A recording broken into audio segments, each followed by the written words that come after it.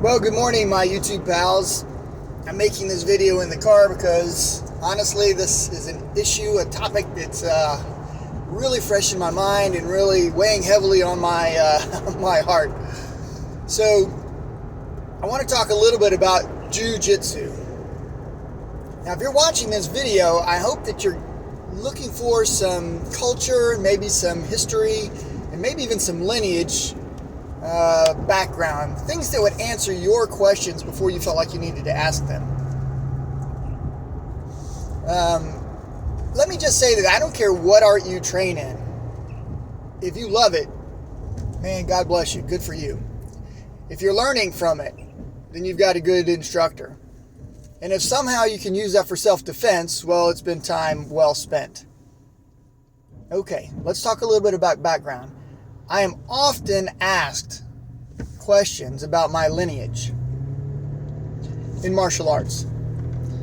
As you can see, I am obviously not Japanese and I am obviously not Brazilian. So it might be, you might have to ask some questions. I have personally trained in Brazilian Jiu-Jitsu in the lineage of Rickson Gracie. I've also trained with, on occasion, other great names, including Frank Shamrock and Royce Gracie. Now, that's not to say that I am a Gracie black belt. That would be an exaggeration. To say that I have trained from their lineage is true. Now, so what? Let's just be honest. If you look at the way that martial arts have gone, you might be from the lineage of the Brazilian, specifically the Brazilian side, which could be the Machados. By the way, I've got friends and I've got fellow instructors that I've trained with that are from the Machado group. And I've got friends and family and other close individuals who have trained with the Gracie group. One of our fighters actually trained professionally with Ken Shamrock in the Lion's Den. So again, you're kind of looking at Jiu-Jitsu. I think a lot of people look at it from one of two different perspectives. The first perspective is sport. If you guys are heavy sport competitors, and I can show you something on my YouTube channel that helps you win a tournament or escape an arm lock or a choke or maybe bridge better or who knows what. If you guys like my channel and it helps you in competition, that alone should say enough that we have a legitimate lineage. It should.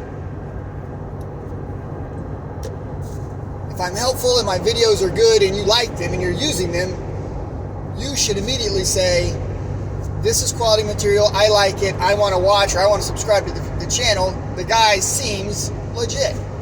But people are still going to always ask. They want to know your lineage, you know, where you come from, who you trained with. Now, I started training back in the 90s in Jiu-Jitsu. I've been training in karate and Kempo systems long before that, and I have since moved into the Muay Thai side of stand-up fighting. So don't get me wrong, I still love karate, I love Kempo. My roots as a kid, from about 7th grade on, has been in karate and Kempo karate. But I see the value in simplicity and in power, and I love Muay Thai. So I can kind of go into an entire different video about the stand-up side. But I think it's important to talk about where you originally trained and who you trained with. So when you kind of look at Brazilian Jiu-Jitsu, particularly from the Gracie family, came from the word Jiu-Jitsu, which is a Japanese word. Innately, you should understand that all Jiu-Jitsu has a lineage and tradition that goes back to Japan. If you didn't know that, go do a little research. Go see who Helio trained with, right? The grandfather of modern Brazilian Jiu-Jitsu. I'll also tell you that anything that says Jew, whether it's spelled J-I-U or J-U, it basically means a soft art. It's not focused on striking. And that includes Judo, Ju-Jutsu rather than Jiu-Jitsu. And the spelling and the pronunciation are really Americanized. I think it's all pretty much the same in Japan.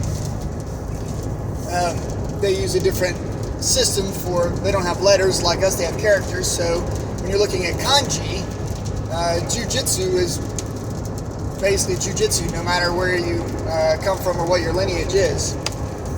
Now let's talk just briefly about some of the variations of Budo, right? Way of the warrior.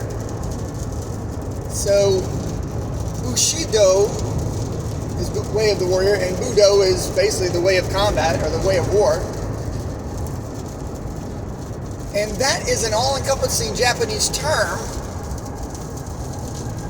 that includes Jiu-Jitsu, Judo, Karate, Karate-do, Aikido, Aiki-Jiu-Jitsu, or Aiki-Jiu-Jitsu.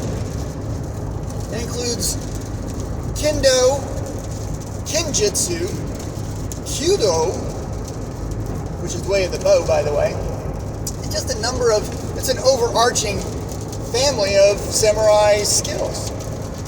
Okay, so if you look at any function of Budo or Bushido or Bujitsu, you're basically looking at things that they used in combat.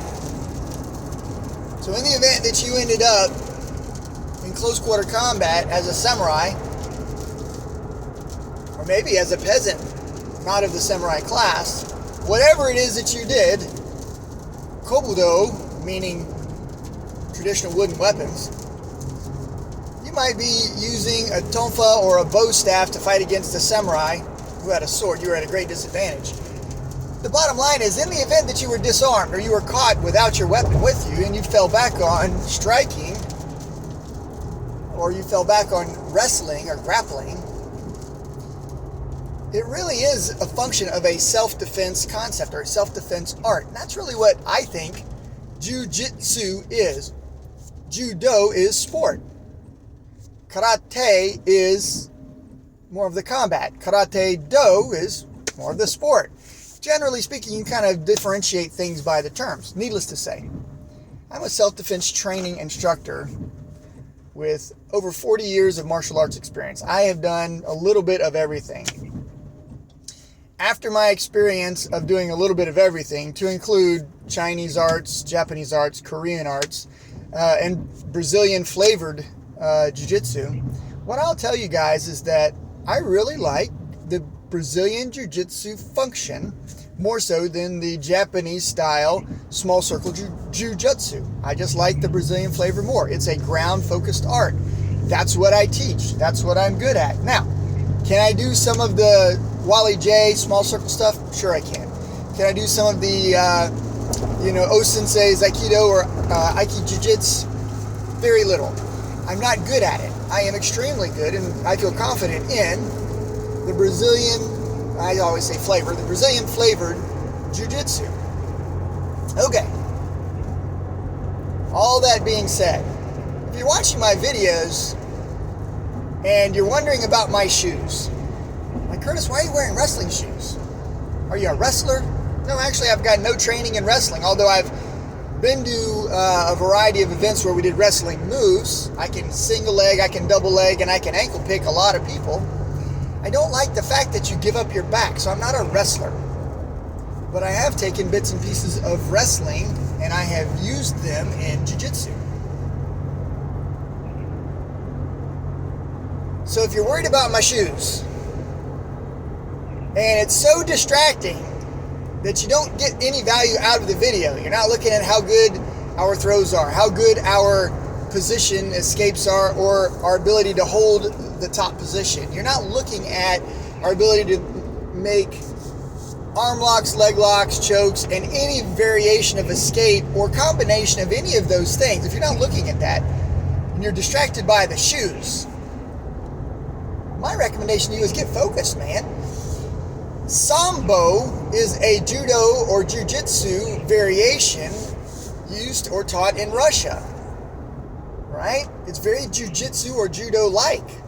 And they wear shorts and the judo gi top but then they wear wrestling shoes. Does it mean that the whole art of Sambo is garbage because they have a little bit different uniform than a judo practitioner, or a little different uniform than a jiu-jitsu practitioner? Of course not. I don't think it looks good to wear just the judo top with shorts. I'm either going to be gi or no gi if I'm grappling. I'm not going to be halfway in between, but I do like wearing the shoes. The shoes protect the toes, and the toes get mangled up all the time. Plus, in training, particularly in training, it's better if you don't want to catch athlete's foot or ringworm not to have your foot in contact with the mat. So you guys are probably going to think, well, what about your hands and your face? That gets on the mat too. Agreed. But the person that has the athlete's foot or the ringworm, if that is contained inside a shoe, it's healthier for everybody. Yes, we do clean the mats. We sanitize the mats. That's important. But the bottom line is the shoe protects the foot. That's why shoes were invented a bazillion years ago, and that's why I'm wearing wrestling shoes. So don't get distracted by that. If you guys like the fact that I wear a Fitbit to track my fitness, then cool. If you hate the fact that I'm wearing a Fitbit because somehow I could injure somebody, that's what I hear so often. You're wearing a watch? Why would you wear a watch when you're training? You could injure somebody. Man, I teach a combative form of, grappling and a combative form of striking. Muay Thai kickboxing is serious, and Brazilian Jiu-Jitsu is serious. If you're worried about my watch hurting you, you better hope I don't choke you. You better hope I don't kick you. You better hope I don't hit you with this rock at the end of my arm, right? Because when I hit people, punch, kick people, when I grab people, throw people, particularly competitively, which I don't do a lot unless we're in class. I mean, I'm not entering into tournaments anymore. I'm 52 years old. But if you're worried about my watch, I would tell you that you're probably going to get knocked out by the right hand. And I say that seriously, but also kind of jokingly, because I want you to focus on the technique. Don't worry about my watch. Who cares if I've got a Fitbit on? I'm 52 years old. I like to track my fitness. By the way, I'm also a personal trainer certified with the National Strength and Conditioning Association. I know what the heck I'm talking about, and fitness is important to me. Now, yes, we are a Brazilian Jiu-Jitsu. We have a Brazilian Jiu-Jitsu format. We have Brazilian Jiu-Jitsu techniques. I have the Brazilian flag hanging in my school. Yes, we are teaching the Brazilian flavor. If you guys are wondering, is this the Ju-Jutsu, Japanese Jiu-Jitsu? If you're asking that question, you don't even know what Japanese Jiu-Jitsu is. It looks quite different. Particularly if you're talking about small circle Jiu-Jitsu. Wrist throws, wrist locking. Don't do very much of that. All right. It's good stuff. I do something different. I walk a different path. Last but not least, guys, your support in this channel, the YouTube channel, is super important to me. I don't want to offend anybody. I really don't. And if I do seem offensive, one guy said I was egotistical, which is why I'm making this video. He said, you're supposed to check your ego at the door. You don't seem to be able to do that. Get on the mat with me. I'm humble on the mat, happy to train you, happy to teach you, and even if you win, I'm happy to tap out. I'm happy to do that. That's checking your ego at the door. But I'm a business owner, guys. And if you're wondering about the color of the belt that my students have, you're not focused on the information. If you're worried about my wrestling shoes or my Fitbit, you're not focused. My channel is a serious channel. I'm a self-defense training instructor focusing on Muay Thai kickboxing, Brazilian Jiu-Jitsu, Filipino stick and knife fighting, and by the way, I also teach firearms. I also sell firearms. So when you're kind of looking at all the things that I do, hopefully it helps you understand that your culture in your school might be different than mine, and that should be okay. Here is kind of the bottom line.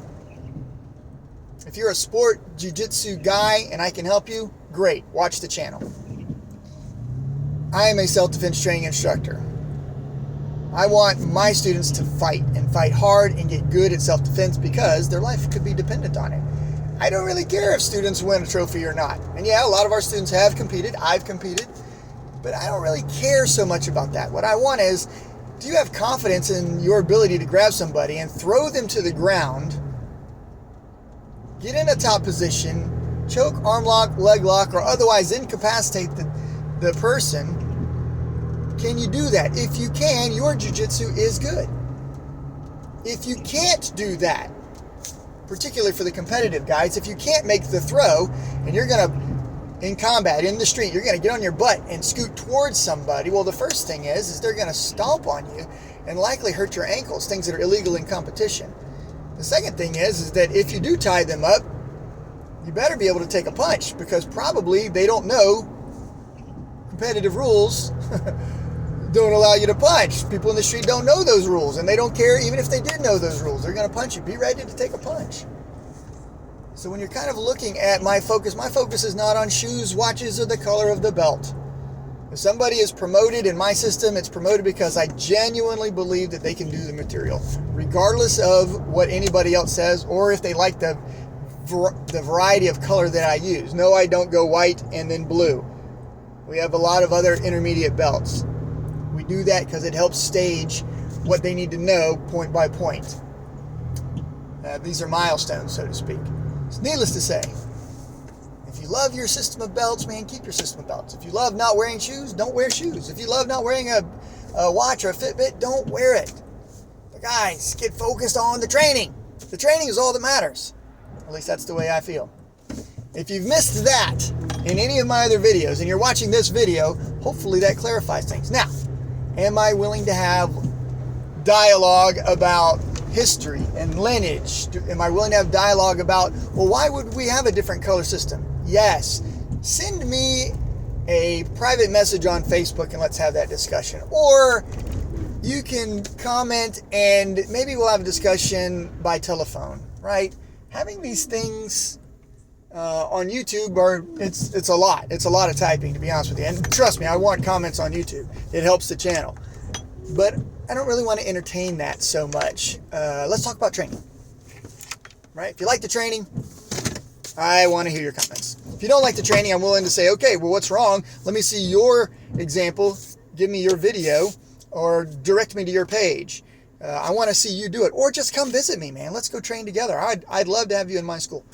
Guys, my name is Curtis Robinson. I am a self-defense training instructor with a long history, 40 years of martial arts training, 20 years of active duty in the United States Army, plus law enforcement experience. Plus, I'm currently a National Strength and Conditioning Association personal trainer. And in addition to that, I'm certified for executive protection services, which means I protect high-value people with firearms and also my self-defense skills. If I'm not the real deal, okay, fair enough. You get to say, Curtis, you're a fraud. But come see me. Happy to show you what I can do.